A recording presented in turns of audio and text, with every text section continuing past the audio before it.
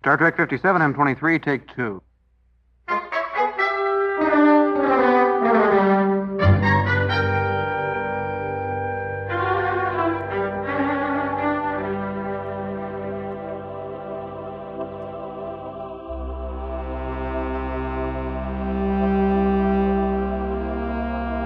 It's the It's Got Star Trek podcast.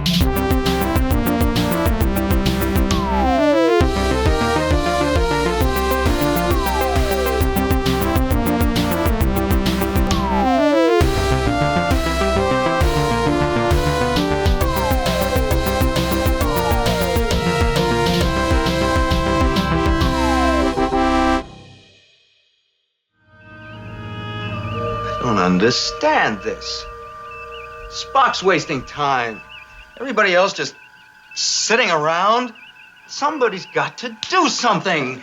You see, Bailey. What do they want from us? Let's find out what they want us to do. They want us to lose our heads, We've Bailey, only now. got 8 minutes left. 7 minutes and 41 seconds. He's doing a countdown. Practically end of watch. What are you all out of your minds? End of watch?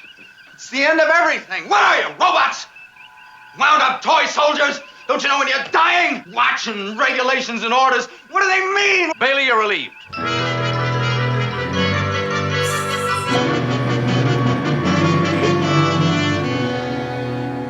What's that? All right, okay.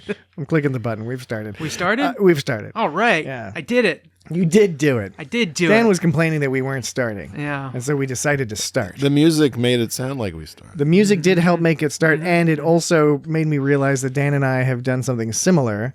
Something silly. No, not something silly. He was playing a musical sting that I suspect tickled him. I myself I see. have recorded one or two musical stings that tickled me. Ooh. Oh, yeah. Did you record any additional musical stings, Dan, or was it mainly that that sort of rising action musical sting? To answer your question, I have several musical stings. I've got it'll this be- one. All right. Well, hold off for a second because we'll see if there's an overlap. Okay. But Okay. that's a I'll good hold one. on. But that's a good one. That's a good one. Yeah. The TOS is usually pretty dependable for some like good isolated stings. Yeah, and this is like classic, really Like- well written, tightly written TOS. And like here's one from another episode. Like that's just I can use is that. that so many- TAS or TOS? I think that was TAS. That might be that might be Still TAS, counts though. actually. They use Same- it, same a lot in flavors. TAS. Same flavors. They may have used it in TOS. Well, I wonder if they have cross-used things. cross-used things. Cross-used. All right. Well, Cross-used. we've started the podcast, but we have not identified the podcast. Oh no! As is required by podcast law and custom. It's got Star Trek. Thank you, Jesse. It is. It's got Star Trek. This is the It's Got Star Trek podcast. It's the It's Got. This is episode 147, I think. Yes, Really? 247. Oh, yes. Sorry, you're right. I got it totally wrong. Episode 247. I knew something was wrong about what I was saying. Gentlemen, sit. Be comfortable. Everybody else just sitting around. Go ahead. Be seated. Let me show you my vessel. All right, Dan's giving some previews of some of the themes that we pulled out. But first, pulled out of this episode. the Tranya. Jesse and I have loaded up on Tranya ahead of this. Oh man, ahead of this particular episode. Okay, I thought it was just Tang. it's got what? Tang. That was probably what the Tranya was probably just really Tang. Like the asteroid juice? Astronaut Asteroid juice? You don't know what Juice. Tang is? I know. You know, it's astronaut juice. I know what Tang is. You see, you're just like, they took it what? in space. What did you say? I said Tang. What? Look. What do you mean Tang? They used it and he was going to make a dirty joke. Look, Oh, buddy. really? No, Oh, no. yeah. First of all, no. First of all, it was not. Checkmate. It was not a. No, we don't not usually a say that on this. quote unquote poon tang, to use the colloquial term only to be not a- disclaimed. It's not a Poontang podcast. No, you're damn right. It's not. I wasn't thinking along those No, lines. I never say that either. Though I was concerned that people would think I was thinking along those lines, but I wasn't. No, Probably both. it was just a bit of a non sequitur to me because I was not associating Star Trek with the U.S. space program from the 1960s. When interestingly, Right. Even though this episode ironically, was filmed it in predates it. in I'd say, 1966. ironically, you should be able to easily associate it with that. I don't know that that's ironic. It is ironic. I agree with the statement. No, it is ironic because, like, of all the things that you don't make the connection between, it's ironic that something that is very connected, you didn't like. You can find these connections between these distant points. Yeah, they're more like a Navy than but astronauts. ones that are right next to each other, you just can't identify. That's not a criticism of you. I'm just saying that's what makes it ironic. Would you say that's a variation of not seeing the forest for the trees? I guess. I mean, I was asking that somewhat rhetorically because yes, of course it is. It's exactly the same thing. It's like it's so close that you don't notice it. No, seeing the So forest closely associated. No, seeing the forest. You don't see the forest because you're like surrounded by trees. Hold on, look. Let me tell you how that's different. Seeing the forest for the trees. That's like saying, yeah, you don't realize you're in a forest because all you see are trees. You don't realize you don't see the big picture. Yeah. I wasn't saying big picture. I was just saying two things that are very closely related. Okay. That you should have been able to associate more than other things. You actually found that to be more difficult. It's slightly different and very ironic. You worded that. You found that to be slightly more difficult because you're stupid. Okay, let's get back on track here.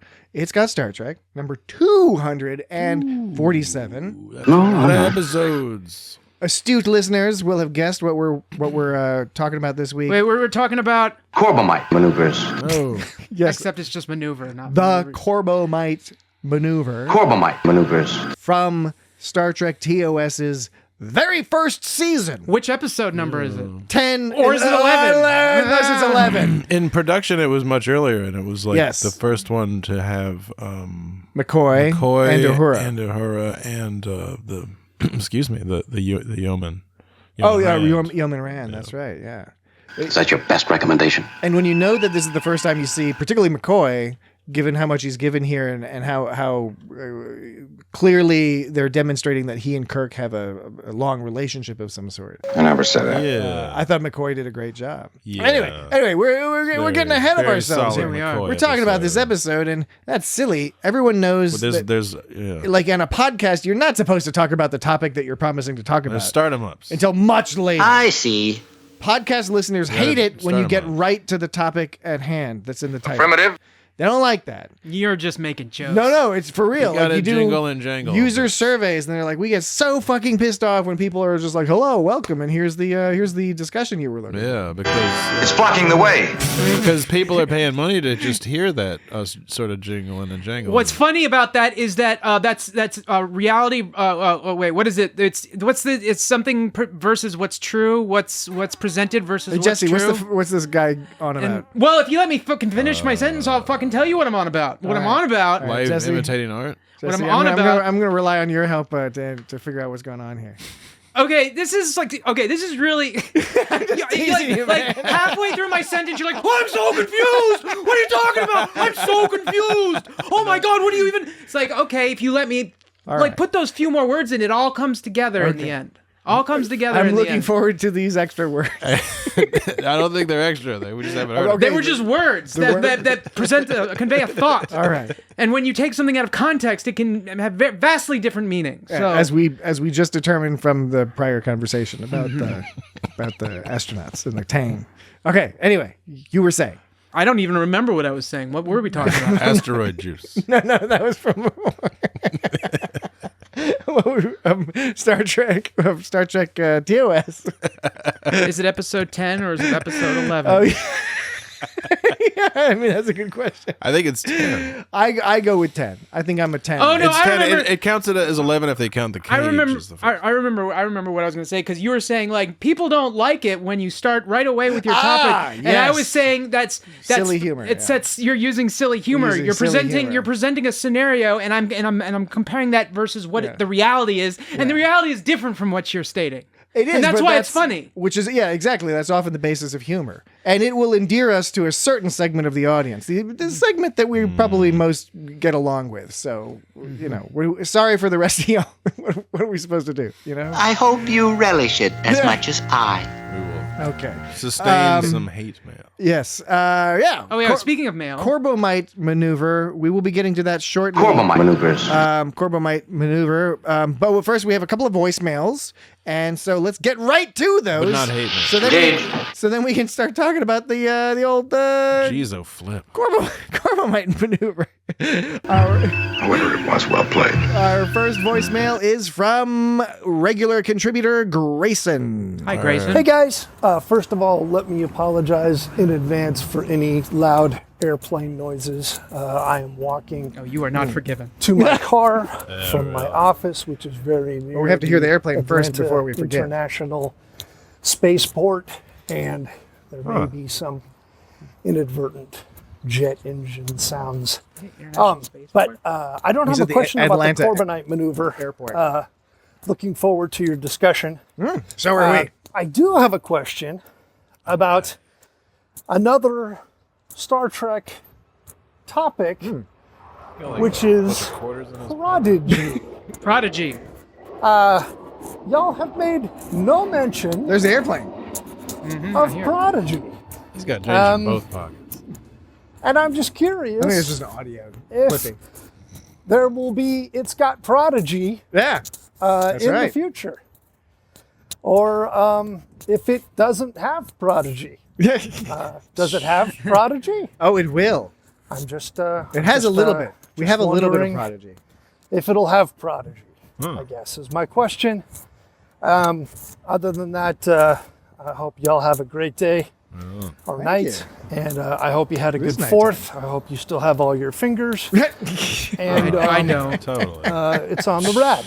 It is on the rad. It is. Oh my god. Thanks, Agamus.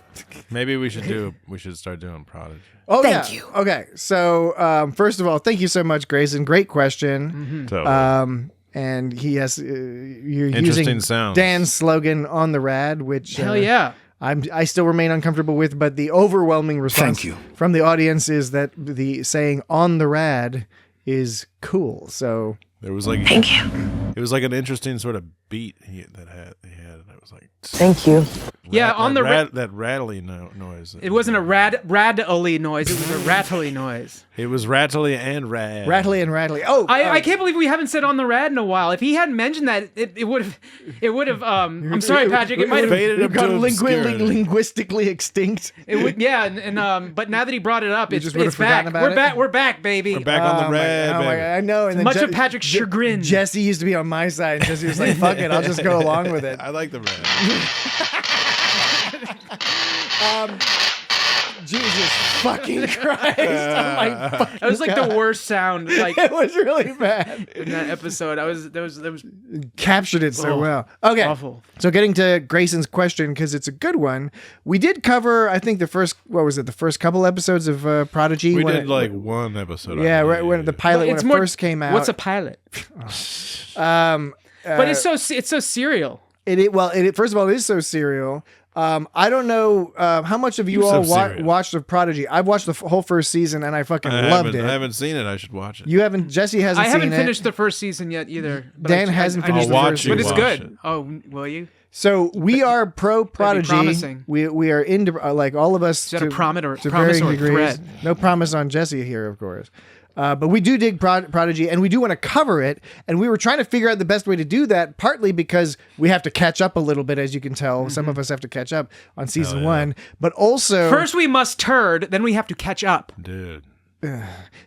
season 2 was released all at once on Netflix, so that of course complicates like exactly how are you going to cover it, podcast style, or et cetera, or regular format, all that other jazz, right? Mm-hmm. However, we were thinking that what we might do is do what we've been doing with Star Trek TAS, aka the animated series, wherein we've done that series in order from episode 1, 2 episodes at a time. I don't understand this. I think it's pretty straightforward. And we are down to only one episode left. We have like one episode left of TAS. And so we'll cover that one soon and do a little bit of a retrospective on TAS.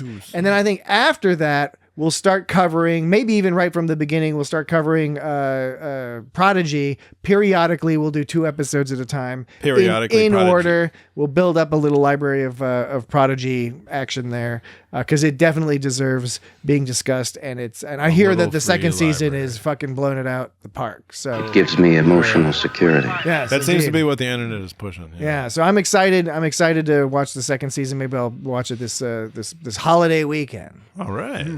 All right. So that's that. Thank you very much, Grayson, as usual. Affirmative. Okay. Next, second and final voicemail is from Isaac. Hi, Isaac. Hey guys, Isaac from Tasmania here with another voicemail. It is really cold here. There's actually snow on the mountain. What? You know the one. It's winter there. Anyway, pretty cold.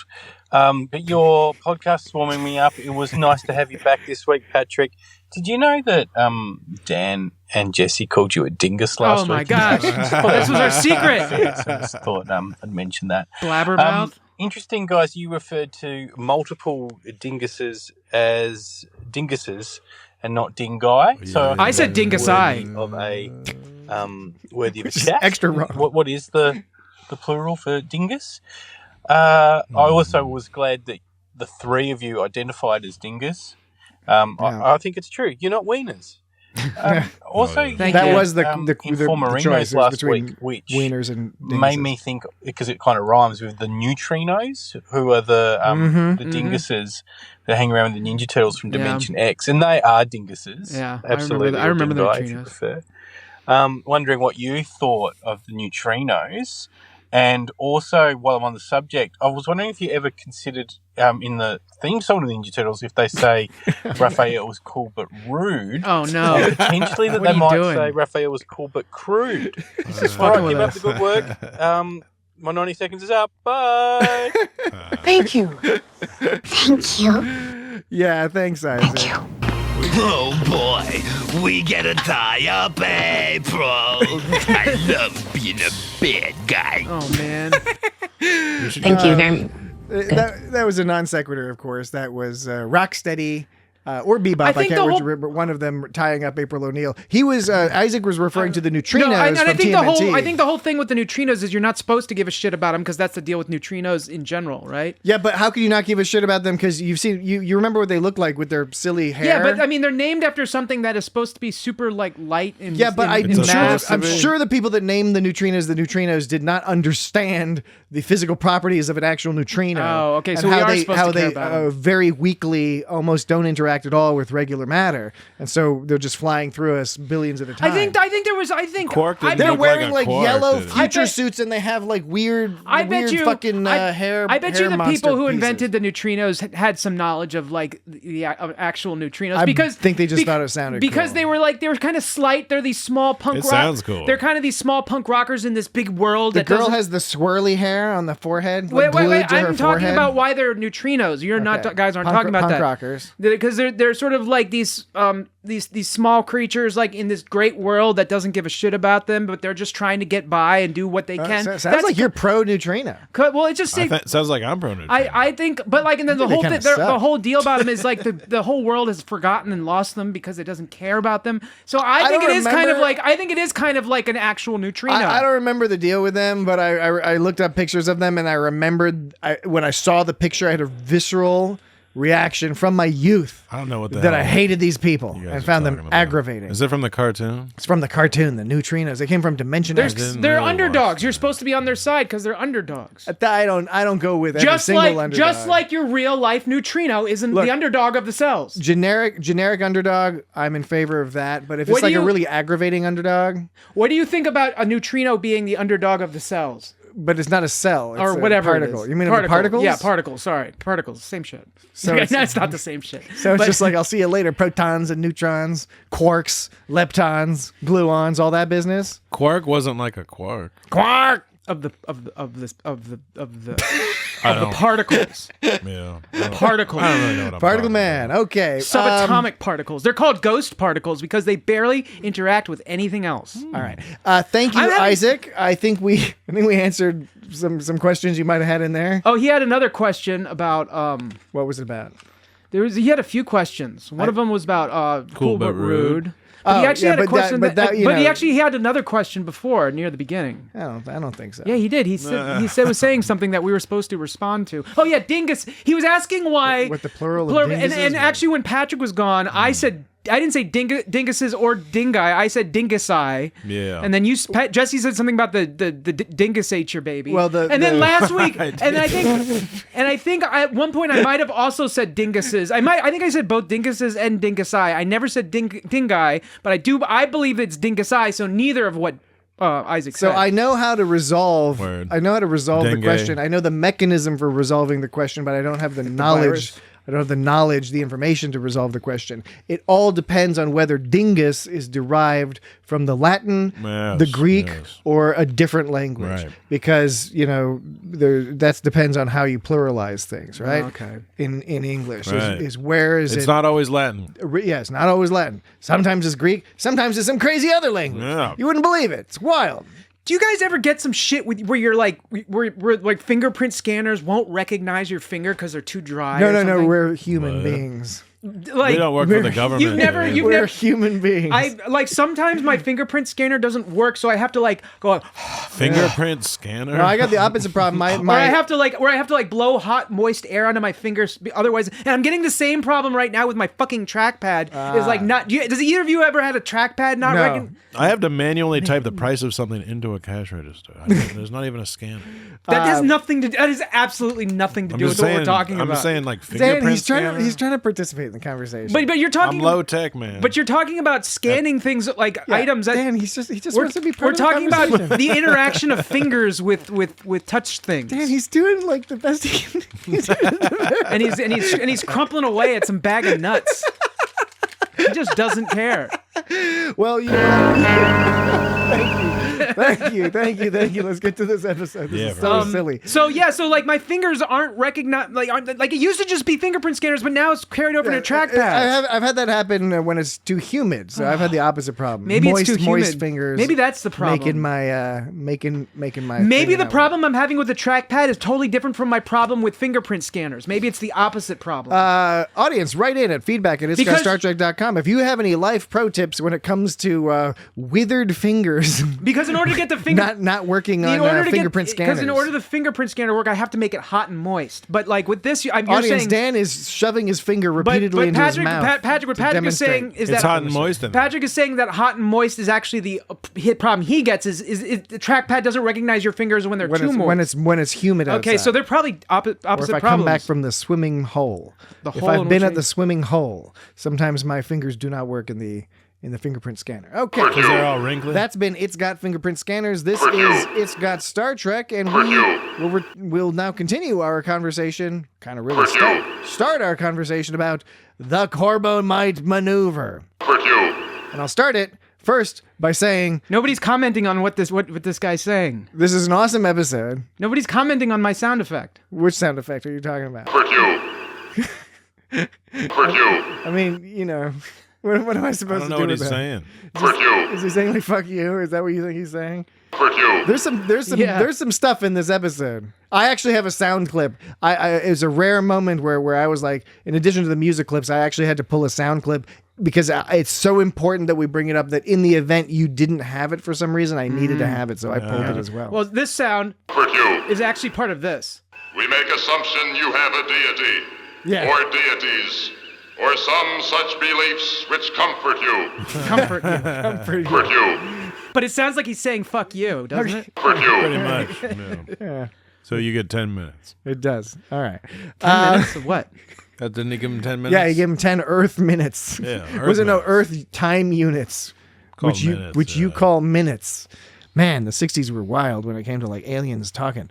We therefore grant you 10 Earth time periods, known as minutes. So, what I was trying to get at is that just to preface our discussion of this episode. Oh, about it being a good episode? It was a good episode. It's a classic for a reason, and it's just so tightly written. There was some. There was like. No, I mean the plot structure is a very tight, straightforward plot structure. Yeah, but I was saying, it's still a good mystery. There was a lot of like. okay, there was a lot of sort of like sitting and looking and waiting. And I know, wait, well, let me finish. I understand that is put there to add tension to it. And that's what it does. It very successfully adds tension. Sometimes I feel like it's an ink too long, but like, yes. An ink? Is that an Earth unit of time? It's just an ink, a hair bit. It's a hair bit too long. A hair bit. It's a hair bit. Okay. It's just an ink too long. All right. But it does successfully, but that doesn't ruin the fact that it's very effective in its usage of tension by like waiting around. Here's the point I'd like to make. It's very similar, slightly askew of that view point. askew. So the writing in this episode is taut. It is very well structured, but what really impresses me is that there's all this character work, which you were hinting at with the saying, helps build tension, but not just tension. There's all this funny character stuff. Scotty is saying funny things. McCoy is saying, there's just this cute stuff. Sulu making comments about you battle brains with Spock or whatever he said. He was talking about you what did he say? You slap brains. You Try to cross brains with Spock. Cut you to pieces every time. Cross brains was so, but. Every single one of those things, in addition to being a true character moment, character building moment for that character, it also always directly connected to the plot. Partly for building tension, but also for setting the stage for what was going on, for this whole thing that was going to simmer over into this, this whole bluffing thing that, spoiler alert, that Kirk does at the end. Well, so I was just very impressed with how well all there wasn't anything superfluous. What about when Kirk was talking about the score they were getting? He was they're getting 94, and then when they get 100%, and he's like, what are you going to do with that extra 6% or whatever? And I was like, I'm going to tell you what. That's the line. That's the line. Do you have it, Dan? Do you have that line? Which line? The 6% line. What are you going to do with that 6% when they give it to you, Jim? But do you have what Kirk says? Oh, what did Kirk say before that? Okay, no. Here, let me play it because I got. I might actually have Let me play it. Let me play it because this is. I wanted to ask you both a question. Here's the line. What are you going to do with that 6% when they give it to you, Jim? I'm going to take it. And I'm going to... That's when Yeoman Rand comes in with a bunch of bullshit food. We'll get to that in a second. Was Kirk about to say, I'm going to take that 6%? Green leaves? Was he going to say, I'm going to take that 6% and shove it up your ass? Listen. That's the implication, right? This is 1966. It's Star Trek. I think so. Episode 10. Listen to this. What are you going to do with that 6% when they give it to you, Jim? I'm going to take it. And I'm going to... That was comical interruption of the door. And that was supposed to act as the sensor noise. Beep. They had the door in place of the cursor. Kirk was like, I'm going to take that 6% of effort, that 6% of effort from my fucking entire crew and shove it up your ass. Green leaves? And then Yeoman Rand brings him some fucking nonsense. And then there was that weird line about how they got to warn me next time they hire another female yeoman. Yeah, it was a rare time that you saw some Captain Pike was openly sexist in the Cage, where he was everyone was blown away that they had a female first officer. So, but you didn't see it as much on TOS. Well, you're talking about Scotty, who was You have an annoying fascination for timepieces, Mr. Sulu. And I was going to say something similar to you, Patrick, where there was a lot of character building dialogue, except I don't always agree that it fully worked itself into the plot. It usually did. But there was, for a brief moment, because it got to be so intense that for a brief moment, I thought this was going to be an episode where some weird ray turns everybody into an asshole or something. Yeah. Because when they were... It's what happens in the future? Do we turn into... Are we assholes or something? It's your kids. No, it's your kids, Marty. So it was because... granted, they were just about to die, but Scotty was shitting all over Sulu's counting. It was funny because Sulu kept counting, and he even referenced. Well, that's why I liked Scotty's line. I know it's partly exposition, but it justifies the fact that Sulu is aggravating everybody with this whole countdown. And then Sulu even recognizes it. If anyone's interested, 30 seconds.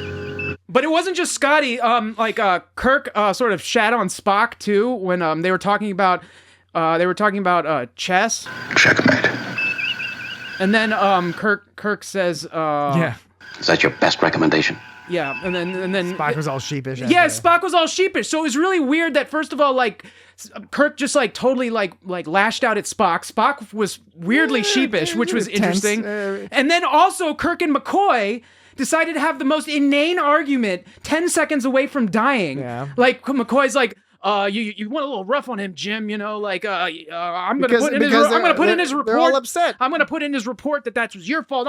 But like the point is they're about to die and they're arguing about this shit right now. Like, and Kirk comically diffuses that by saying, "Let's hope we're still alive to argue about it in a few minutes or whatever." Right? Anytime you can bluff me, Doctor.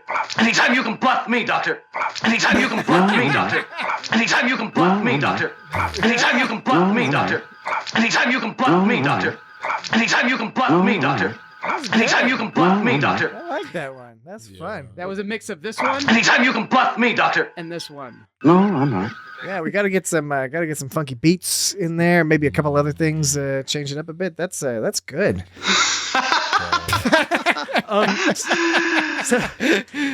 One more point before the break. Okay, well, I was gonna squeeze it in. So I was just sort of summarizing that, like, don't freak out that the timeline is counting down to the break. There were like three separate arguments, like back to back, right next to each other, which I enjoyed as like character interaction and you're learning about the characters and stuff. But it did almost for me for a minute feel like that had something to do with the plot. But it really was they were just all freaking out. Yeah, exactly, because it was a tense situation. What are you gonna do? Well, I mean, yeah, it's just kind of funny. Like, I don't know, you don't usually see like not usually, but in Star Trek, I don't ever remember often seeing people freaking out at each other, like whole entire bridges freaking out at each other. Maybe if it's like a one-on-one episode where they're stuck in a shuttle together and they're freezing and dying. Totally. But if it's like a whole bridge crew of people, like you don't see everything just break down like that usually in Star Trek. Yeah. But although it didn't totally break down, I think that was partly what we're supposed to see. These are professionals getting to their breaking point. Some of them, Starfleet. Some of them actually Enterprise. Actually break.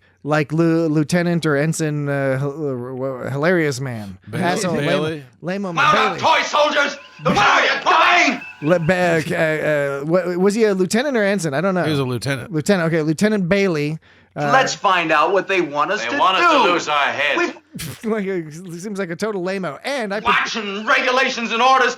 What do they mean? And we will discuss. He's like Farrell. We will discuss Lieutenant Bailey and play many of his sound clips when we return from the break, which will be the end of everything. What are you, robots? In just a moment. Be right back.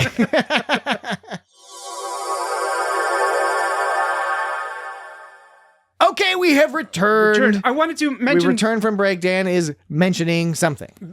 Skip back to what we were talking about before. Because I initially said something about how there was a lot of waiting. There was like, whenever there was a cube scene, like especially with the music, it was just them sort of staring at the cube. Yep. The scene where they're trying to get away from the cube, trying to shear off to the side. It was like, it's funny, it took like forever and we're staring at this cube get like more spinnier and fuzzier. Yeah. And then when they're being towed by the little bubble shuttle, that's like they're staring at it forever. And it has that music that's like And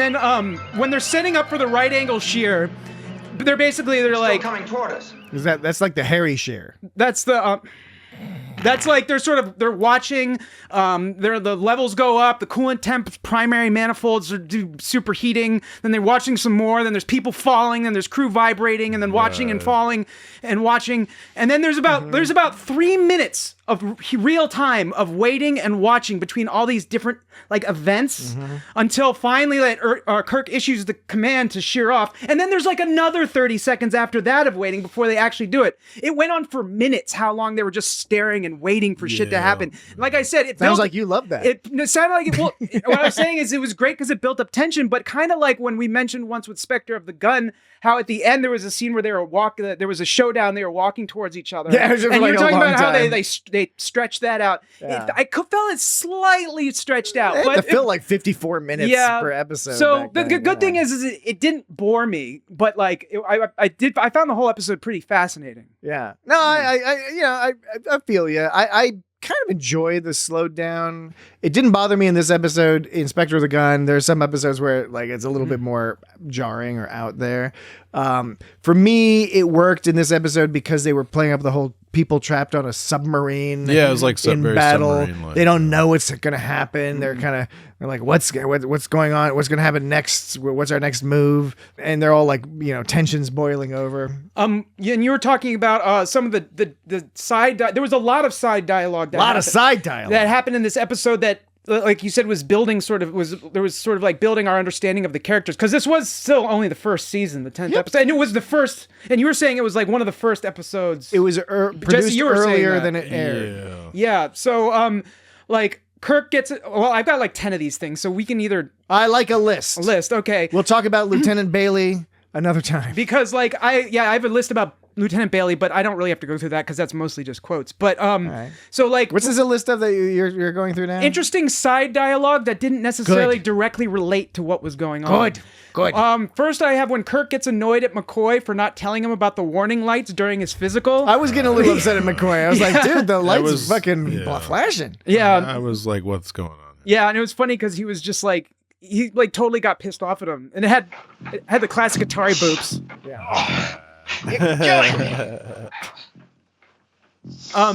So then later, there was McCoy was like, is this the right time to comment about Kirk's smooth nipples and having his shirt off? It was weird. He was walking around the whole ship with his shirt off. He didn't put it back on when he left. He had a towel around his shoulders, and then he just flopped his uniform around his shoulders, walked around with his smooth, clean-shaved nipples and chest. And then they had that upside-down Stairmaster that was built into the wall as part of the wall. That's what I was talking about. How the Enterprise is not reparable because they have these like because that device right there, that upside down wall step machine, that was not like modular. That was built into the wall. How do you repair that when it breaks? I don't think you have enough evidence to say it was not modular. Why didn't they just have a machine? From the angle of the shot. That's a machine. Why did they have to have it in the wall? And you couldn't adjust it. So everyone had to be the same height to use it, or you needed an adjustable table. They should have made it adjustable. Starfleet. They should have made it adjust. What does that have to do with anything? You have to meet certain requirements. People are different heights. You're trying to tell me that Deanna Troi is the same height as William T. Riker? That's later on, dude. They didn't have that shit. This guy. I'm looking at Patrick and pointing at Jesse. I'm looking at both of you motherfuckers. Just keep doing this. This is a good show. Dingus. I'm enjoying it. You're the dingus. Dingai. Dingasai. Hey, couple of dingai. Dingai. Sinister Cube. Did you? Wait, and then I was gonna say your list of stuff. So I interrupted just because it was a naked Kirk and it was hilarious. Yeah, because it's all sexy. No, it's good. Sexy, slurpy, naked. That's worth interrupting over. Pokey nipple Kirk. So then there was the point where McCoy then for some reason started talking to himself because he gave this line.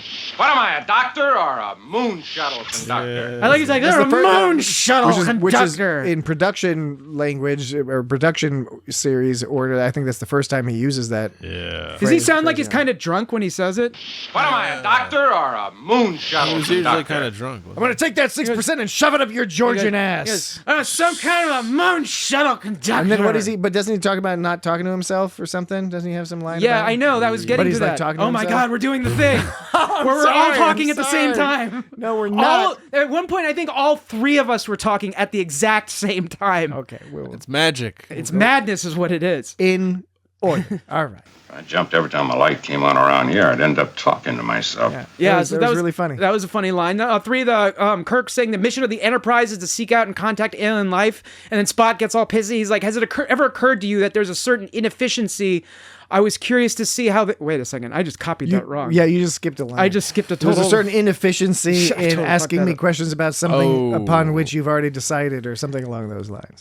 Yeah, it was. No, I got it. I got it pretty close. You got it pretty. I got it pretty close. You got it pretty. And then Kirk is like, "You dumbass! I'm bouncing ideas off of you, you dumbass." It's this one. Has it occurred to you that there's a certain inefficiency in constantly questioning me on things you've already made up your mind about? Spock was talking back to him in there. So, in the lift, by the way, do they call them turbo lifts or do they just call them lifts? A turbo lift. I thought you were using sort of like a Britishism. No, I wasn't. Calling it a lift. Elevator. Do you refer to it as a flat or an apartment? You know what I call it, and I know what you call it. But you're still being coy about it. Well, it's because what do you think? I think the world can take a guess that most people in the U.S. what they're going to call between those two words. But what about those of us who are pretentious? Do you have bags of crisps? At your They don't need to be spoken for. They can live in their own world. You got bags of crisps at your house, don't you? No, I don't. Oh. I don't. Oh, I do that's have. sad. I do. I Have bet this motherfucker's. You've got fizzy drinks. I've got chips. You have fizzy drinks. This motherfucker's boot is filled with crisps. You've got fizzy So in the lift, the boot of his lorry is filled with crisps. Did you notice that the lift had a one handle to hold on that was jutting out of the thing? They've always got that. And you squeeze it a little, you wiggle it. But they should have a bar so more than one person can hold on. This is like one thing that one person can hold on to. You only need the one person though, because it senses where you want to go by your grip. They got another one. By your grip. But where do the other people hold? What do the other people hold? You take it in turns to grip the thing. What do the other people hold? I'm telling you, the people take it in turns. You only need one guy to hold it. The thing is not. The whole point of the grip is to keep you from falling. No, so how do they keep from falling? No, it's not. It's so you can grab it and tell it where you want to go. That's not true. Yeah, that's not true. It's a stable device. That's the not turbo true. lift is a stable device. They're not bouncing around. No. It's not zooming around like Discovery style, like crazy. It's a perfectly reasonable turbo lift. Man. So clearly the way it operates on TOS, everybody knows this, is you gently grasp the little dangly thing, and depending on the pressures you put on the squeezings, on the squeezings and the rotations, Quite the contrary. It tells you, you're telling it where it go. You're like, you squeeze it and you're like, please take me. Right. It's like, Dan, you yank the crank. if I were to come to you, you're in your car. I get what you're saying. I'd it doesn't give you require any more squeeze, explanation. and I'd be like, I know what take you're me to the saying, and I'm 7-Eleven. saying you're wrong. Take me to the 7-Eleven. I need Red Bulls. I don't think it's like that. Obviously the product of a primitive and savage civilization. I need some gummy bears and Red Bulls. I'll give you a little rotation. By the way, in the lift, what I was really getting at, Bones was all talking back to Kirk about promoting Bailey too fast. But then we find out because it's reminiscent of Kirk 11 years ago. So that was just some kind of character dialogue. Yeah. It never Kirk leads. was like, I used to be a lame piece of shit too. I had a brother. It kind of shows us that Kirk's relationship with Bailey, Kirk can really lay down the law when he needs to, but then when he's with his friend like Bones, it's like they can chum around. So we find out for some reason that Bones waits for the crew to eat before he eats for some reason. I don't think that's for real. I think he was just talking shit. Well, he wasn't going to eat the salad. Kirk was trying. He was just talking shit. Kirk was like, you should dig into this bullshit with me because you're making me eat this bullshit because you call me fucking fat. Green leaves? Scotty Shatner probably insisted on having his shirt off at the beginning of the episode because he knew there was a line in it where McCoy was calling him fat. McCoy was like, It's blocking the way. So Shatner was probably like, yeah, you're gonna show me with my shirt off so you can see how Canadian bacon lean I am. It's coming at light speed. Okay, I get what you did there. It took me a second. Then we already went over. Very clever, Dan. I already went over how Scotty was annoyed with Sulu for giving the countdown, which was kind of Sulu's job, you know. So so it was it was weird, and that also had the double thing of it made it seem like they were hit with an asshole ray. I'm on number 7 now. You didn't tell us how many were total. I did. Oh, how 10. many? 10. 100. Oh, that's 1,000. 1,000. 100. What are you talking about, man? You're using all sorts of odd verbal No time for constructions. you, your theories, your quaint philosophies. Quaint philosophies. I already mentioned the one about Spurk and Cock. You know, Spurk is one of the commonly accepted /fiction names for Kirk and Spock making love together. It's called Spark. Negative. No, it is Spurk. I know you were misspeaking, Dan, comically. We grow annoyed at your foolishness. Oh yeah, that's going to be. Your intention is not peaceful. Those are both going to be keepers, I think. But, Which one? We grow annoyed at your foolishness. And then the one afterwards, your intention is not peaceful. Both of those will be useful. Yeah. I should save him the best of. I already mentioned how Kirk says there's got to be something we can do, and Spock's like, in chess, when someone's outmatched, the game is over. Checkmate. And he's like, is that your best recommendation? He's like, I can regret I can find no other logical alternative. Of course, at that moment, you know Kirk is going to bust out the poker. It's like, it's not chess. It's not chess, Spock. It's poker. For a minute, I thought he was going to say, it's not chess. It's checkers. Yeah. And I was like, wait a minute. It's Chinese checkers. It's not chess. It's canasta. Right. Oh, man. Parcheesi. Does canasta involve shaking like a maraca around? I don't think so. That's You're thinking of Yahtzee. Oh. or some other bullshit. I regret that I can find no other logical alternative. List. Number eight. What's happening on this Number 8. Castanets. Bones and Kirk argue over Bailey's status in Starfleet with 7 minutes left to live. That's what it was. 7 minutes left to live, and they're arguing over Starfleet status. Seems like, and I know we already talked about this, but like it just seems like time and place. Like that's not when you start arguing over some shit that possibly won't matter in 7 minutes. Others might say that's precisely when you would argue. I don't know who would possibly say that. I might be one of those people. You'd say, let's talk about some like. It could be a personality. Let's trifle about some minute, irrelevant bullshit. When you're passes when the time. when you're close to death and in a situation where you are feeling powerless to prevent your fate. You might grasp. No. I think it was not unusual for the human psychology to try to grasp onto the mundane. No, that's when you just take off all your clothes and run around the room. That's what you do. Look, which I think is This is Starfleet. I think that's an equally acceptable reaction. I just think maybe people would be surprised, but I'm guessing that many people reach out to the mundane in order to grasp some sense of control and normalcy in the face of certain death. It could be part of their training.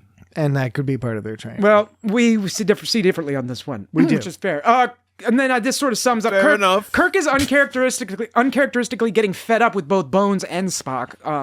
But then here's like these guys. And here's the Who last. hired these guys? Here's The pointy one and the round one. Here's the last sort of thing that I found that was sort of like side interesting scene or dialogue is that during imminent destruction, they decided to have a coffee break. Balak was on the screen. He goes, "We'll soon inform you of our decision regarding your vessel. And having permitted your primitive efforts to see my form, I trust it has pleased your curiosity. And now another demonstration of our superiority."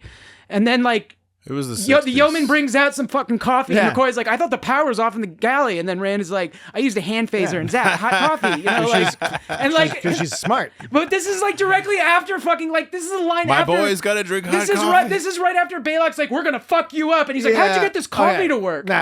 Now, here's the thing. I get where you're going. Where I disagree with you, Dan. I think you're being. I'm not being contradictory. I'm not being contrary for the sake of being contradictory. I'm not being contradictory either, nor am I being contrary for the sake of being contrary. Neither of those things. You're not are being happening. ironical either. No, I'm arguing a point, which is that at that particular spot in the timeline of the episode, I believe that Kirk has already figured out that this guy's full of shit. As soon as the bluff worked, Kirk was like, "Oh, okay, they don't actually have what something's up here. They don't got shit. We don't need to be scared of these people." He figured it out.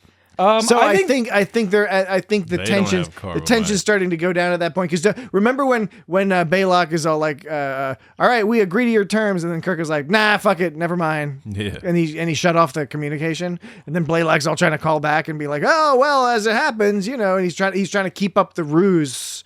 He's trying to keep up the ruse, but Kirk has already seen through it and realized like we can fuck this guy up. I thought it was pretty smooth how even though the whole episode is called the Corbomite maneuver, and this was actually a very small part of the episode in general. It's the resolution. He did play that really well when he was like, Let him sweat for a change. and then and then he's like, "Bring him up ship to ship," and he says, Request denied. and then he cuts it off like right away. That was smooth. Yeah. That was pretty badass. That was pretty awesome. So that part alone like was worth naming the episode after that. But it was like, that's not. I mean, arguably, we don't know if that really did anything, because like that alien wasn't going to hurt him anyways. Even though the alien, at the end he says that, and I guess we're meant to take it for face value. but I mean, it's like he's like, "Oh yeah, I was just fucking with I you." was just testing you guys. Which is why I like crippled your ship. Why I blew up your recorder marker. Like I actively destroyed your shit. And then they're just like, "Oh, this is cute, adorable, little. Just wants to know what we're like. Guy. Just wants to know what we're like." But we were going on. That's a little further down. That is a little further Let's down. go down to back to Bailey. Mr. Bailey. I don't understand this. I like that this character's in the episode. I appreciate what they were doing with the character. They're showing somebody who's ostensibly trained professional. He's got a little bit of bravado. When the shit hits the fan, he kind of freaks the fuck out. Yeah, he's like that Farrell guy. And Will Ferrell. Yes, like the Farrell guy. I know who you're talking about. Farrell. Will Ferrell. Another Irish American. Will Ferrell. Crew member. Spock's wasting time. Yes, Everybody else just Sitting around? The Irish cause some troubles on this show. Real quick, just to let you know what I have on this, and we don't have to go through this, but I do have like 9 like Bailey sucks interactions. Well, let's go through those quickly. But the long and the short of it is that what's cool about this character is they present him as like kind of a lame piece of shit, but a redemptive lame piece of shit. What do they want from us? And I like that this is. I'm not going to say it's super realistic necessarily, but it's certainly a more realistic portrayal of not only somebody freaking out within the military command structure, but then being forgiven for it and given another chance. Let's find out what they want us to do. They want us to lose our heads. As opposed to being like, this guy, fuck this guy forever, because he freaked out in front of everybody and embarrassed his ass. Like, he really fucking embarrassed himself. He didn't even go to the brig. He just went to his quarters. 8 minutes left. 7 minutes and 41 seconds. He's doing a countdown. They didn't space him or anything. He's doing a countdown. What are you all out of your minds? Y'all are you all out of your fucking minds? There's a giant ball of light bulbs and it says we're gonna die. What are you doing just sitting there? Oh my God, there's like 4 of the light bulbs just came off and somehow that's gonna be worse. End of watch. It's the end of everything. Everything. What are you, robots? Wound up toy soldiers. Don't you know when you're dying? Watching regulations and orders. What do they mean? Watching regulations and orders.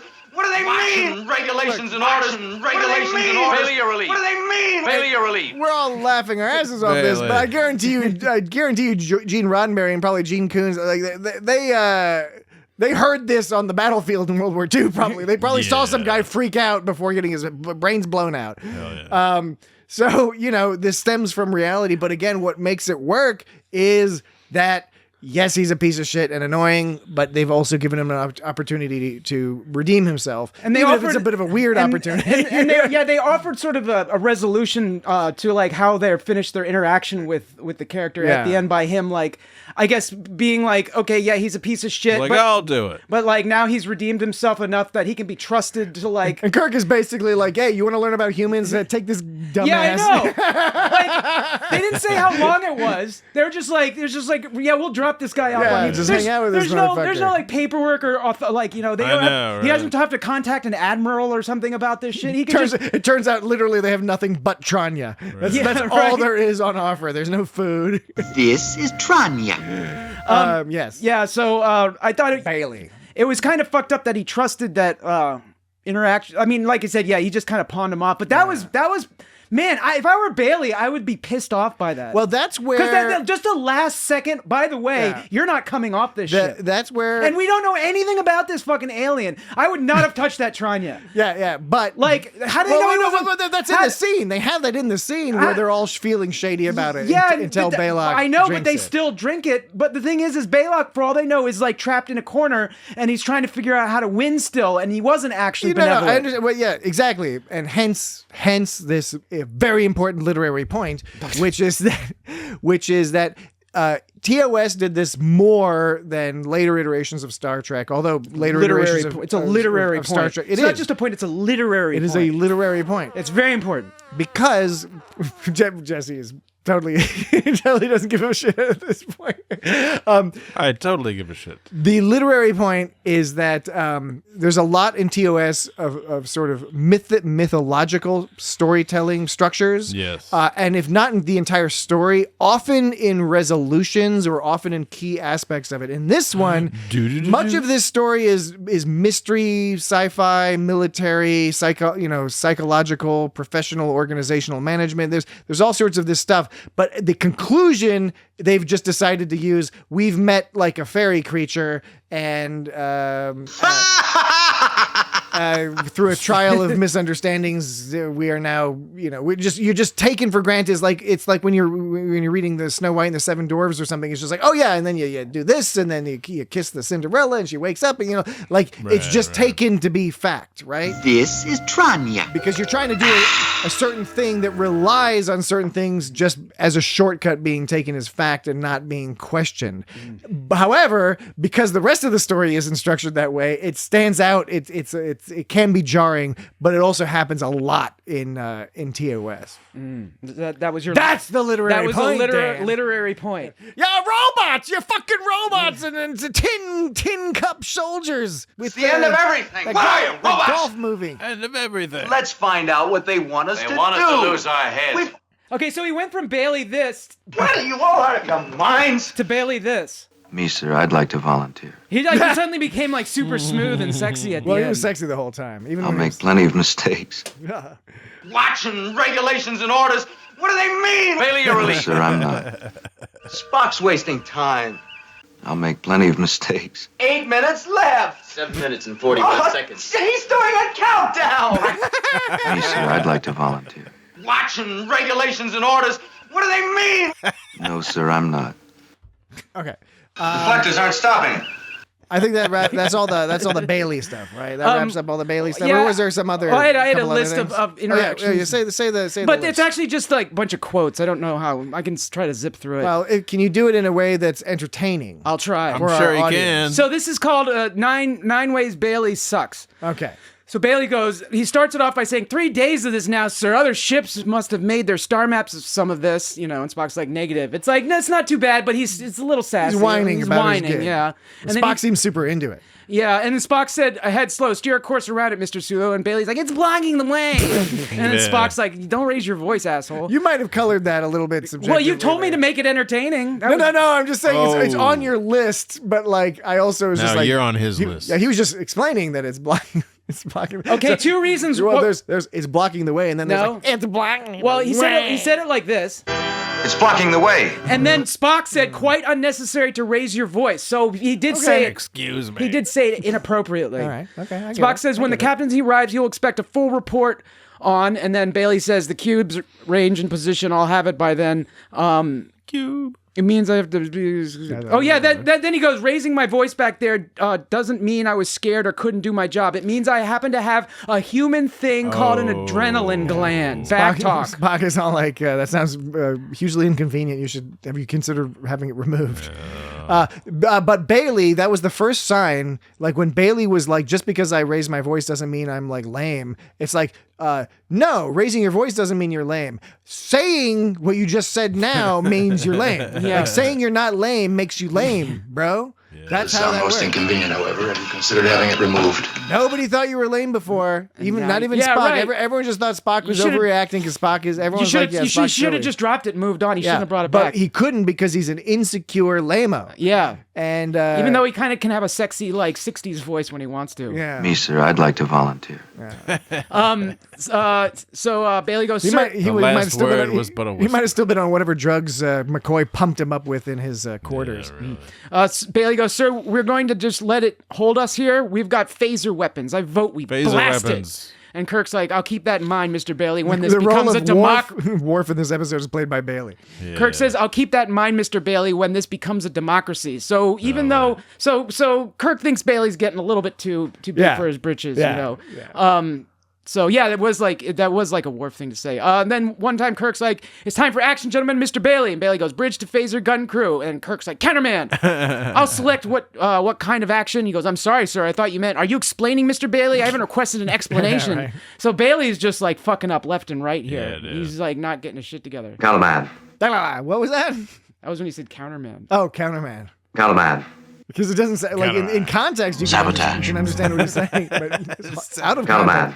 Counterman. Sabotage. Yeah, I know. Sometimes when I record short clips of things, I try to leave some dead space at the beginning and end because it doesn't sound as awkward that way. Number 5. Bailey's not implementing the commands the captain was issuing when Spock was like, "We can only take a few more seconds of this." Kirk's like, "Lock phasers on target." And then he's like, "Mr. Bailey, lock phasers on target." And then Sulu has to like... Well, then Bailey like waits a second, and then the next time it happens 4 times. The next time Kirk is like, "Reduce image, let's see all of it," and then Sulu has to like He has to keep coming he has in. to keep coming over and switching Toggling. on. There was a third I'm time. trying to help you out, brother. Third time says Mr. Bailey dispatch marker, and then he's like finally like Mr. Bailey, and then he's like, "Oh, going to and then again Mr. Bailey's the savings along. and then he says, "Laying a course ahead, Mr. Bailey," and he's like, "What, a course?" Like he's like just totally not with it. But then Spock Probably on some of that hippie grass. and you know what caused Bailey to Big grass. what caused Bailey to finally fall apart was when Spock said, I was curious to see how they appeared. That was the moment that Bailey lost his shit. He was, I think that's what he said. What did he say? He said, what did he say? I have it somewhere. He said, I think he said this. I don't understand this. Yeah. Oh, speaking of Spock, of course, mentioning what they quote unquote looked like. I thought it was interesting that Spock, of all people, was curious what they looked like, because he even was like, Spock is always into that shit. He was even a little sheepish in that part too. He's like, I was just curious what they looked like. He's always curious, and but like I thought first of all, Vulcans I thought weren't interested in exploring like things. No, Vulcans like exploring. To Paul, when an episode was straight up like Archer was like, let's go explore that beacon or whatever, and she's like, we don't know about that. We're not. It's irrelevant to explore these things, and so there's a couple. And also, it's a nuanced difference. The Vulcans like exploring. They don't give a shit about like the wayward space stations and moons and stuff. I mean, there's specific things they're into. I mean, everyone likes exploring. I just figured it seemed like Earthlings like to explore a little bit more. The gag has always been that humans explore every fucking nook and cranny, and everyone else thinks that's crazy. Like they each have their priorities. So then, but it just goes to show though that they may not be. It's just that's why it's funny to me that Spock seemed curious about how he looked, because it's just like doesn't really change anything. Well, and what he was looking at was the famous alien face that's like in the credits that scares everybody as a child. Right, yeah. You know. I was also just gonna say before we get to that is that also Kirk was the one who wanted to explore the actual ship, and Spock was like, we should kill these motherfuckers. So or go. He was like, let's get the fuck out. He was like, why you want to go back to that place? So he was curious. He was curious what they look like, but he was not curious enough to explore their ship. But also, again, by that point in the episode, he's the only one. Kirk had already figured out that the guy was that Baylock was full of shit. He'd already figured that out. Well, Spock was the only one who gave a shit what Baylock looked like. But yes, you're right. We were saying, what were you saying? We were saying something. Just said that that's the alien from the credits. That fucking and of course we see the alien finally again in Lower Decks. There's a great gag with the same type of alien.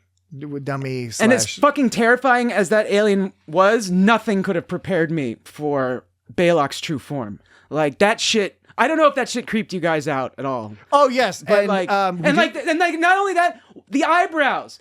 Hold that for a second, because we do have to take a break, and we need to have a fulsome discussion about Clint Howard's portrayal of Baylock, as well as Clint Howard's portrayal of other characters. What we have to pick which is our favorite portrayal or favorite character from Clint Howard in Star Trek and beyond, because of course he shows up in all sorts of stuff, and we still have some of those musical cues to talk about. So we will get to all of that when we return from this here break. End of watch. It's the end of everything. Hey everybody, we've returned from our break. What, already? How is that even possible? Oh, it's just a thing we do. We go away and then we come back. That's weird. You start the tape Dan, and you stop the tape. Do you want to barrel right into the old 1-2 Baylock Clint Howard talk, or would you want to take a very brief detour into some musical cue? Party fun time action. I can play my favorite musical cue, and then you can see if you've got that musical cue too, and then I know that you've got a couple other musical cues. I was just thinking maybe it'd be fun to listen to a musical cue. What do you think? Probably both. Okay, let me play. I've got two versions of this. I've got sort of a. You have been examined. Me too. And found wanting. No, I've got a couple musical. Okay, well, I'll play these two clips. The first one's the short one. That's sort of like. Is this from Patty Clips? Patty Clips. It's Patio Clips. It's Patty Eclipse. Patty Eclipse was when I visited Ohio and looked up at the sun, and there was a giant hole in the sky. Oh, yeah. Are you Jesse Nuts? Jesse Nuts. You guys are silly. Yeah, from now on it'll be spelled with Gnutz. Jenny Nuts. Jesse Nuts. Jenny. Let's go and start calling him Jenny. Hey, Jenny. Jenny Nuts. Okay. So I've got the short clip, and then I've got like a longer version from a different part of the episode. Danny Long because this is a musical. But first, the Tranya. This is a musical cue that comes up frequently in Star Trek. They've even hinted at it in I think it's Star Trek 3 and in some of the modern series. About that one. Is it the one that went?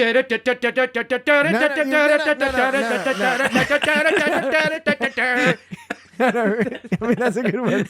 And people can't see what you're doing with your arms. Like you're doing a Beavis thing. Well, I was going to say sort of like a vigorous cross-country motion. Yeah. It's kind of like it's like when Beavis goes, fire, fire. I was thinking it was a little Beavisy, but okay. But it was more alternating and not like in unison. Let me just play the fucking music, and then you can listen to it, and then we can talk about it. All right, here we go. It's that bit, the trilly, the scales, right? That was nice. Yeah, I like the trillies. Those are the trillies. And here's the longer version where it goes in and out in a few different variations.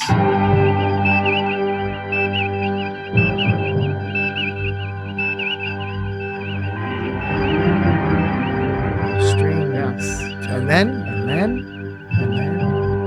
up here, up over here. Where? Right up here.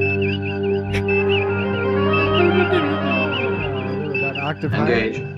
And then what happens at the end? Deep, the cellos come back.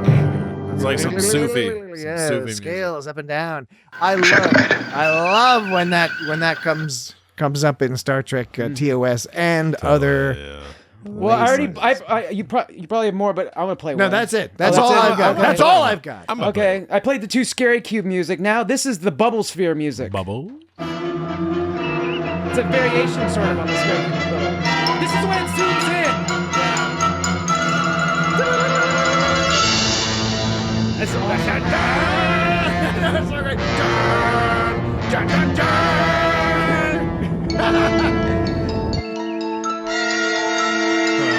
What's that instrument in the background? Fascinating. It sounds like it's like a xylophone. Yeah, but I wasn't like, is it a xylophone or is it one of those crazy ass xylophone variations like a fucking marimba? It's not a marimba. But it's too high up. It's either a xylophone or it's like a like temple block. Maybe like a muted xylophone. I think it's more like a xylophone, like way up high on a xylophone. Way high on Xylophone Avenue. It would block. Oh god. Oh. It would block. Oh, temple block. I said. Dan brings this. How do drummers communicate, Jesse? Yes, okay. It's always great when you tell the punchline before the fucking setup. No, this isn't the punchline. You gave the punchline, and now you're giving the setup. Well, here's a different joke because you guys have heard it. Nobody out there's heard it. Okay. How does all right. Well, we'll see. How does a drummer communicate, Jesse? You give up through symbols. Yeah. Through symbols. Right. Okay. What does a drummer do when someone tries to punch him? He would block. Yeah. Huh? Okay. Huh? Yeah, I get it. What do you call a waffle that burps too much? What was the one about just press pound? No, we're not doing that. Was a terrible mistake. That was like when Bobby put capers on his fruit pie. Yeah. Like, I don't want to talk about that. Bobby used to tell these jokes I don't wanna talk during about that. shows when like if I had to like change a string or something. Oh yeah, or, Dan would tell these jokes to the audience before, to warm up the audience before we warm up play. the audience. Right? You're right. One time somebody was like, "Fuck that." Yeah, I know, yeah.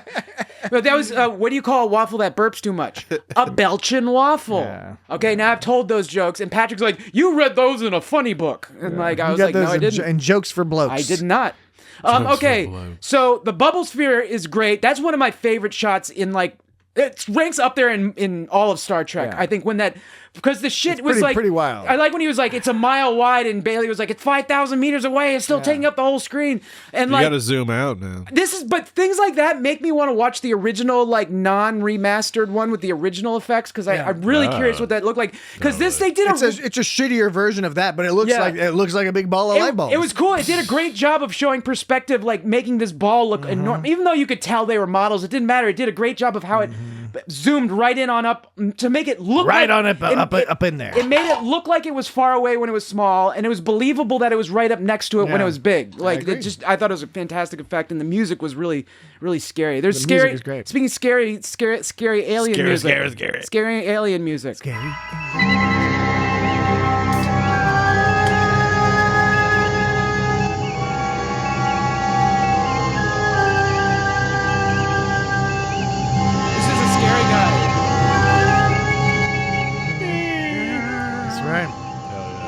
Right.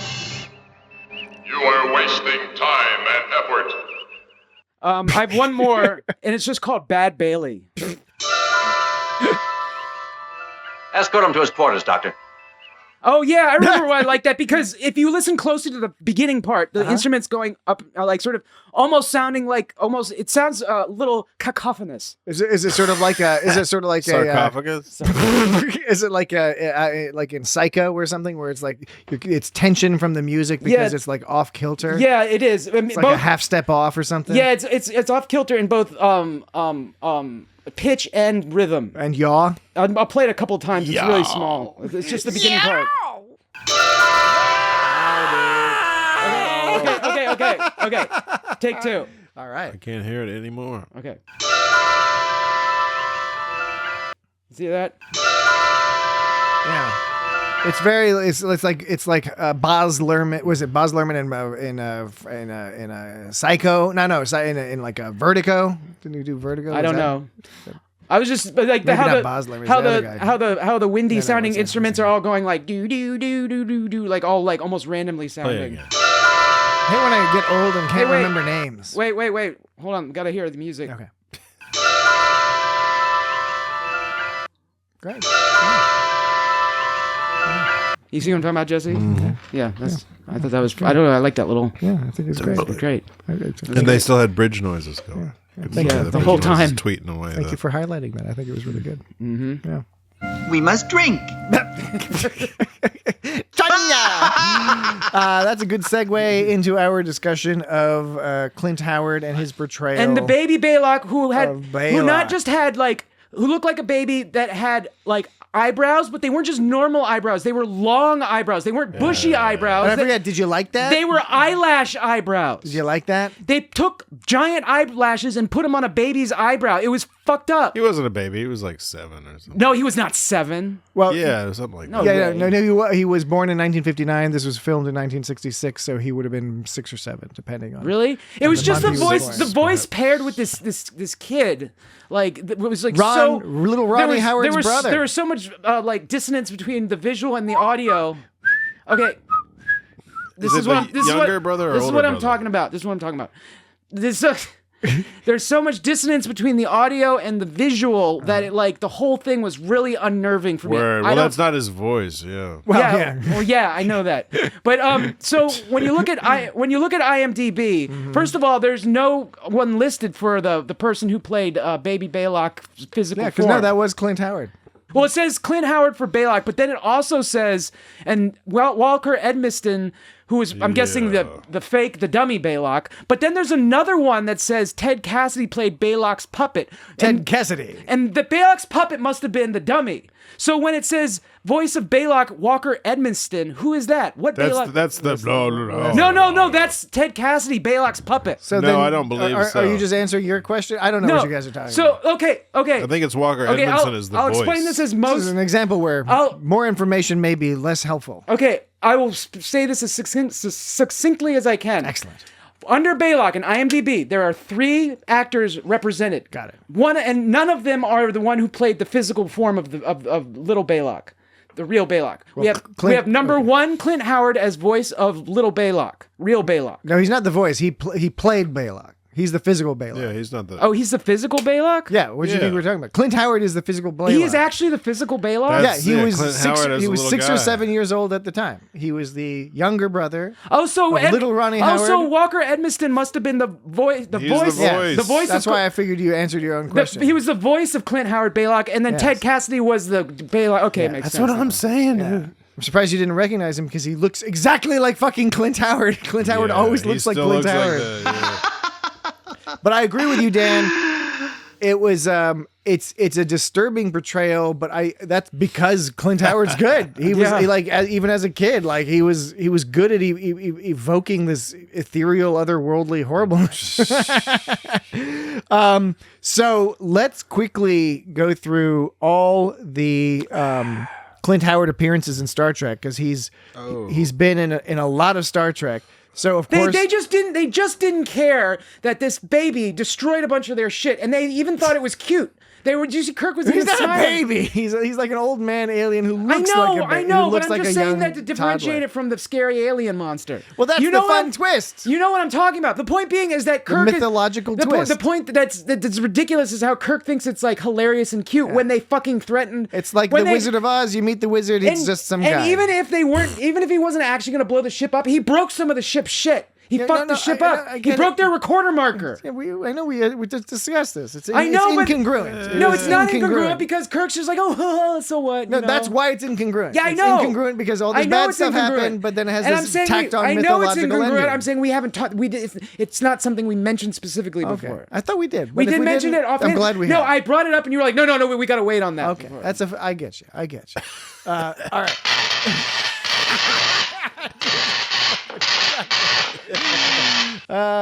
That's your face. So Clint Howard, of course, played Baylock. I feel so dumb. I thought that was the voice. The guy was like, "There's no way that's actually Clint Howard." In the Corbomite maneuver. Ron Howard was much older than Clint Howard. Ron Howard was like 6. I think in 1960 when he started filming the first season of Andy Griffith. Andy Griffith was filmed in 1960. The first season of Andy Griffith was 1960. Ron Howard was like 6 or something when he filmed that, which would make him born like 1954. Clint Howard was born 1959. So by the time this was, so he's so he's 5 years younger than he's Ron a lot. Howard.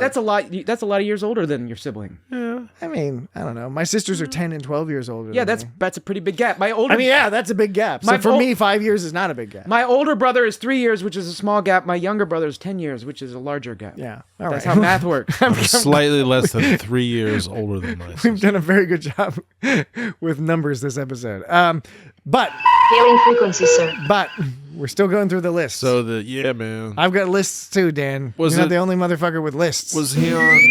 Jesus fucking Christ. What is going on with that thing? Sorry, I can't always control which ones are going to like pierce. Okay. You can. Jesse, you were saying... No, it's just the bosun whistle is very piercing by nature. I mean, we know that now. Even if it's the same volume. I'm going to get a fucking real one and toot it and fucking... He's going to sneak up on your ass. Dude. You were saying something, Jesse?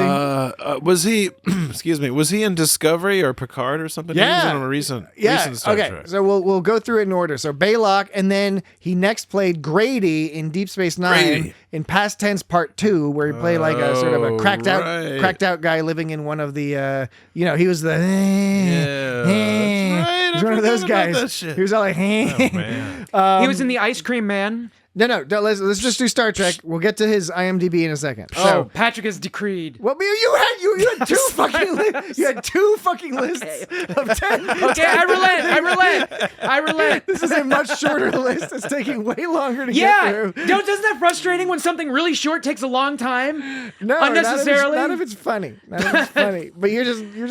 You guys are the master of taking a stuff. 10-word sentence, making that take 5 literal minutes to get through. What do you think a podcast is? That's what a podcast is you take a very thin concept and you stretch that the fuck out. There are balances. Stretch it out. But there's limits. There's limits and balances to be had. It's not just like everyone, it's not like a competition to see how long it can take to say 5 words. The sky's the limit. So you got Baylock. I'll disguise your limit. Oh. Baylock in TOS, Grady in Deep Space Nine.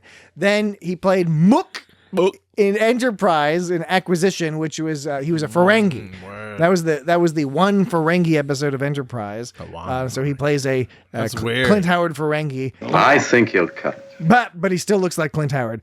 Then on Discovery in Will You Take My Hand, he played a creepy Orion. They went into some bar, some he was underworld like a drug place. dealer. Yeah, he was like a drug/sex dealer or something, slave dealer. I don't know, but he was a creepy Orion. And then we saw him most recently on Strange New Worlds, Under the Cloak of War.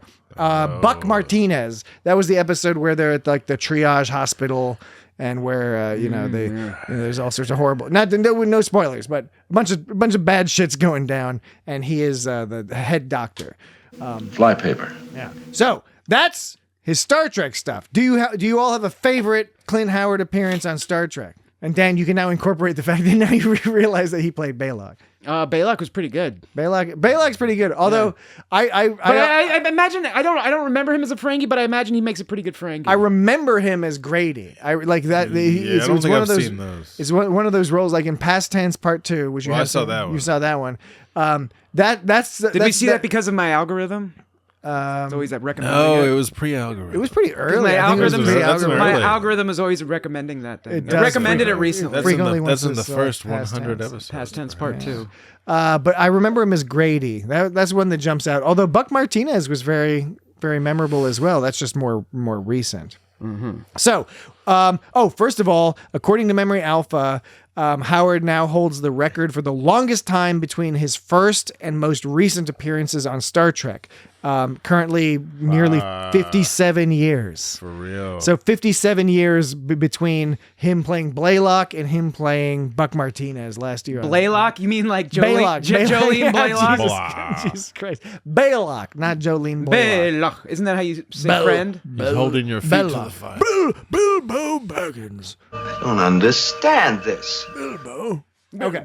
Our favorite Star Trek or our favorite non-Star Trek? Well, favorite Star Trek if you want to pop one out there, and then we can go to the non-Star Trek ones. I don't really have a favorite. I don't remember him in most of the Star Treks. I'd have to see him again. Wow. What about unexciting? Maybe episode. you remembered him now. Of course, he has a tremendous and long Holograms. IMDb page. He's done a lot of work over the years, but some things that jumped out at me as things that I remember him strongly from are Johnny Bark. Well, yes, Johnny Bark in Arrested Development, the Apollo technician in Apollo 13. He played the Ice Cream Man in the horror movie Ice Cream Man. Totally. I don't remember in that. I remember him as Paco in The Water Boy. On the cover of Ice Cream Man, he's holding a giant waffle cone with a human head on it. Okay, I remember the cover. I don't think I've ever seen the movie. It's not good. He did play the radar technician in all 3 Austin Powers movies. Remember where it's like, sir, it's like a giant Bob's Big Boy penis or whatever? Yeah. I forget exactly what the joke was. Mm-hmm. He played the Smog Strangler in Seinfeld's the Trip 2-parter. Where like they go to L.A. Do you remember where like Seinfeld has to go to like L.A. and then like Kramer's in L.A. and they think he's like a serial killer and it turns out it's this Clint Howard guy? I remember that.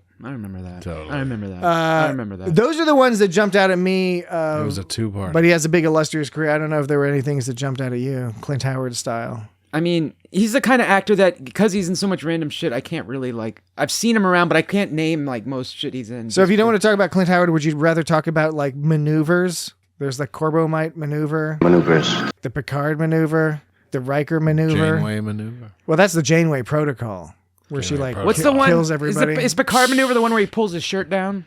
Yes, and also where he makes the ship look like it's 2 places at once. Oh, right. Because it's one of those rare instances when physics matters, but it doesn't usually matter. Mm-hmm. Doesn't usually matter. Mm-hmm. But like in that instance, somehow physics matters and it tricks people. Speaking of physics, I thought it was funny how they had to like bend over like some jerks when they got transported. The beaming while crouching. I'm hoping that it has a safeguard in there that says if there's matter you're transporting into, we won't transport you. Because it's like one would presume. Because like Scotty was just like bend down a little bit. It wasn't exactly precise. They were just like, oh, this much? And he's like, yeah, I guess. And it's like, hope you don't get fucked up. Maybe Scotty was just drunk off his ass and he didn't know what the fuck was going on. He could have totally beamed them into a different part. Because what did he want? Like 2 liters of Tranya of whiskey or something? That one time? Yeah. I liked how at the end when they like he was showing them around their ship that involved like going behind the scenery. They were like going behind the scenery like in order to explore the ship. Yeah. Like you could see it was like you went back there and you're like, oh, that's like back by the curtain. It was fun. Yeah, it was fun. It was fun. It was kind of goofy. I liked the part where everyone was like super about having their own little private collection of 3.5-inch floppies. Remember when they were having their like the department has. Oh, by the way, everybody like picked up their like little cards. Yeah, their little stack of cassettes and like left. Yeah, it's a little stack of discs. And what was cool in this episode, and they've done this a few times before, but I think this was like particularly explicit where Kirk is like, call all the department heads, and he goes department by department. He's like life sciences, engineering, etc. He goes through, and so you got like a really clear understanding of who was the head of what department and in charge of what, which I liked. I enjoy seeing that type of stuff. 8 minutes left. Just letting you know. Okay. Yes. In the podcast, that's clever. That is clever, isn't it? Dan was waiting the entire fucking podcast to do that. He was which is watching the awesome. clock. I give you credit. I give you credit. Well done, Dan. Thanks, guys. There was a lot of command giving in dialogue in this episode too. Like when Spock goes, "Sound the alarm." Sulu's like, "It's slowing down, Mr. Spock." And he's like, "Countermand alarm. All engines full stop." Visual. It's like they went through the time in the dialogue for Spock to say red alert. Right. And then to countermand, and then to countermand that red alert, like when they could have just cut that out entirely. I like that it was in there because it felt like all procedural. By the way, they said countermand twice in this episode. Spock said it once, and Kirk was said like it once. a submarine thing. Yeah. Kirk, and then Kirk gives a review at the end of their thing. He's like, "Bailey, you're sluggish on the command issuing." Oh, I just whistled. And then that whole Would thing. you like some wood? And then now he sent him all. Saying he's like the beaver. He sent them all to like training. And Jesse, you pointed out earlier how he was commenting on it was 94 and stuff. Yeah, it was very procedural. There's all this extra sort of stuff going on. I dug it. Like I contacting have a competency fetish. I love it. TOS like takes more time to like contact each like crew department more. Well, and they also have explicit in TOS, which sort of goes away in the future, where they have in multiple episodes of TOS, when they're firing phasers, They it's have like gun crews. It's like on a naval ship where the command is you're pushing a button, but that sends the command to a whole crew of people who are operating the machinery. You're not actually firing the phasers with the button. Whereas later on in TOS movies and in TNG, etc.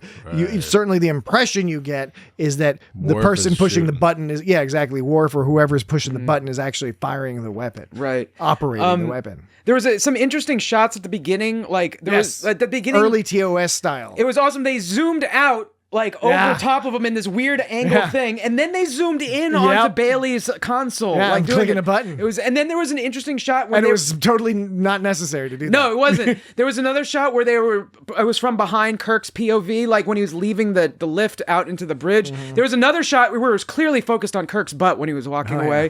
There was one moment you were looking where Kirk actually laid his hand on Bailey's. It was 18 minutes in. He was like I don't know if he was comforting him or what he was doing there, but I also briefly wanted to mention the the weird uncomfortable laughter part of Baylock when Bones goes like, "And your crew?" That kind of made sense because he was like, "Oh, silly you! I don't have a crew. It's just me." But then the next laugh was a little bit more, little more of like a non sequitur. Kirk goes, "You'd find out more about us that way, and I'd get a better officer in return." Like Maybe he was laughing because he was like, "No, I'm going to eat this guy." Yeah, right. I'm totally going to fucking eat this guy. Right. They're just letting him off on this alien ship for him to live for the next few months. I don't know. Patrick, you mentioned, did we want to talk more about Clint Howard, or you brought up another subject? No, not really. Oh.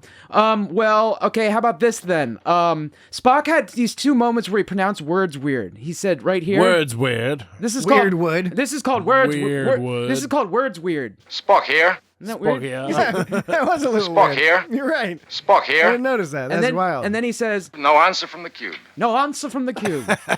Spock here. No answer from the cube. That's weird, right? Yeah, maybe there was something wrong with him that day. And then, to a lesser extent, Stand by the photograph. I just like the cadence on Stand that. by the photograph. Stand by the photograph. Stand by the photograph. No answer from the cube. Spock here. I found to drink your blood. And then in this one, Deflectors, full intensity. Watch out, Deflectors. watch out, those deflectors. two are less weird. The more weird ones were those for. And here's a question of how do you the consistent pronunciation of Baylock. I'll get it from the crew first. Okay. So here's from Kirk. Commander Balak. Balak. Spock says. I regret not having learned more about this Balak. Balak. Uhura says. It's very weak. It's Balak. Balak. Now here's Baylock. Balak's message was heard all over the ship. McCoy. Sorry, that was McCoy. Balak's message was heard all over the ship. Now here's the real Baylock, or actually the fake Baylock. This is Balak, commander of the flagship Visarius of the First Federation. It clearly says Baylock. And this is the real Baylock. I'm Balak. Welcome aboard. So both real and dummy Baylock say it like Baylock, but everyone else is like, Commander Balak. Everyone else says Balak for some reason. Yeah, maybe they're and it's weird that the assholes. It's weird that the crew is totally in sync with how they pronounce it, and then the two Baloks were totally in sync with each other, but not between the crew and the Baloks. On different days. Yeah, I think so. And the writer was in the room on one of them and not on the other. Right. Yeah. So they also said buoy. They always say buoy weird in Star Trek. Having ignored a warning buoy and having then destroyed it. Some people say boy. The warning nature of your space buoy was unknown to us. Those people live in Bowie, Maryland. Yeah. They eat French's fried chicken. It's just a crazy idea. I'm not joking, Lee. I've always said buoy.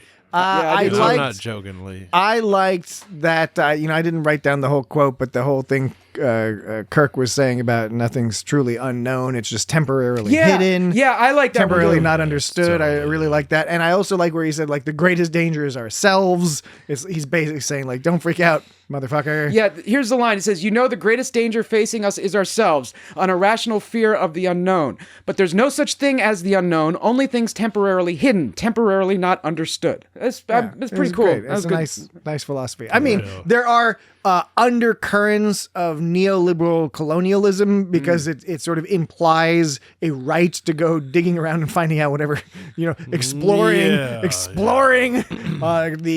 dilithium mines. But it's Star of Trek, every planet. so it does it in a good way. But yes, acknowledging that undercurrent. Otherwise, I think it's a nice philosophy. In some manner, he was reminiscent of my father. All right. That part was like really, I didn't quite get where they were going with that one.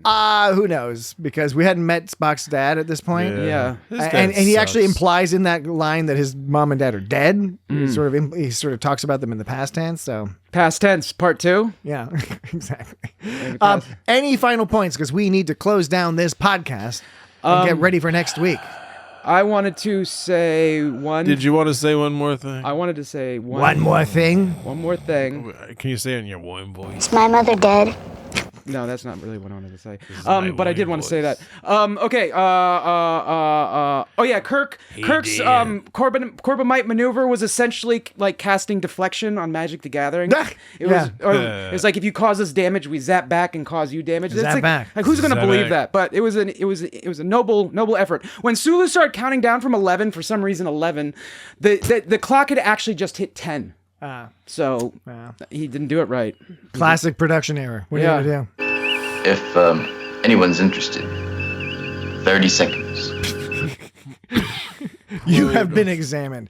All right, this episode has been examined. You have been examined. And we hope that you have enjoyed our examination of the Corbomite maneuver.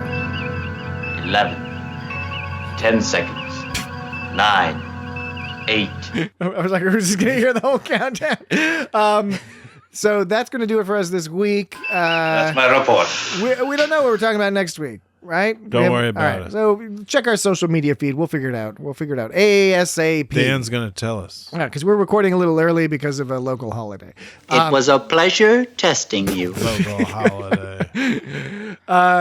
So yeah, follow social media at It's Got Star Trek, Twitter, Facebook, Mastodon, Blue Sky, Threads, all of them. We're most of those places at It's Got Star Trek. Follow us there. You can find out what we're going to discuss next week. You can also go to our website, www.itsgotStarTrek.com. What? Yeah. What? And one cool thing about the website is you can sort by series. If you just want to look at Deep Space Nine or just look at TOS, you can click a button and it'll only show the episodes of our podcast. I forget which ones we've done and where we I have discuss to look it up sometimes. Yeah, it's really convenient. So it's got StarTrek.com. Want to send us a voicemail? In your culture, he would be Mr. Hyde to my Jekyll. Janya. But first, the Tranya. If you want to send us a voicemail, it's got StarTrek.com/record.